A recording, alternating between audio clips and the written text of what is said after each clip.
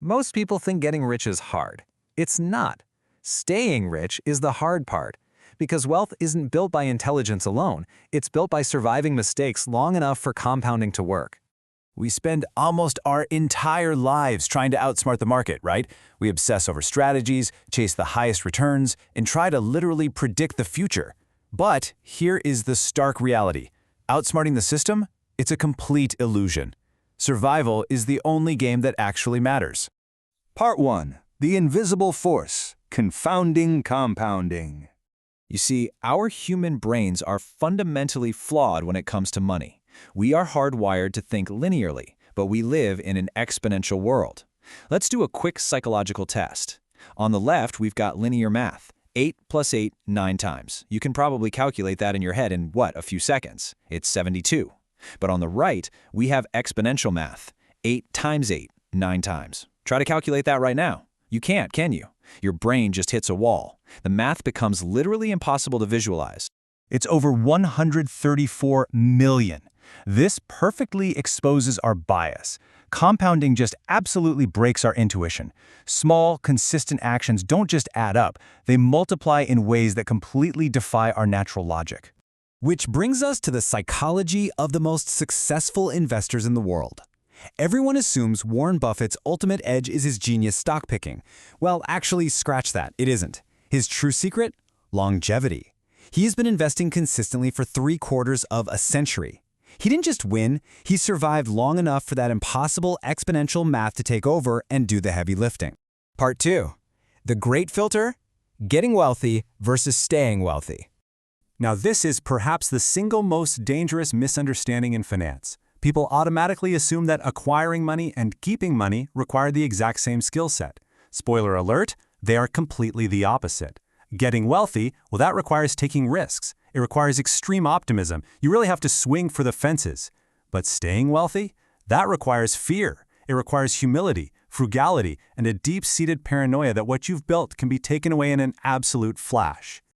Take the tragic, historical story of Jesse Livermore. Back in the early 20th century, he was an absolute genius of a stock trader. By his 30s, he had amassed the equivalent of $100 million.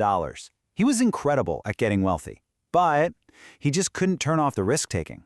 He couldn't stop placing massive, optimistic bets. And ultimately, he lost every single penny. So, what does this all mean? The crucial point is this. We absolutely need to redefine what success looks like. We've got to stop obsessing over maximizing gains every single year. The goal isn't to be the smartest person in the room. The goal is to be financially unbreakable. Because being unbreakable grants you the ultimate, unbeatable edge: time. Part 3. The asymmetry of success. Tails, you win. So a logical question here, if avoiding ruin is the primary goal, how do we actually make money in the end? Well, we have to expose the hidden engine of capitalism. Data on the Russell 3000 Index reveals a pretty harsh reality. 40% of all these publicly traded companies lost at least 70% of their value and simply never recovered. Massive failure is actually entirely normal.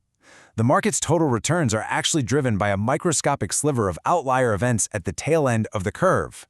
And this phenomenon isn't just limited to the stock market. Look at the art world. Heinsberg Grun amassed one of the greatest collections in history. Was he some sort of psychic? No way. The reality is that 99% of the art he bought turned out to be of little to no value. But it didn't matter, because that other 1%, they were works by Picasso. You can literally be wrong most of the time and still become a legend, as long as you capture a rare, massive success.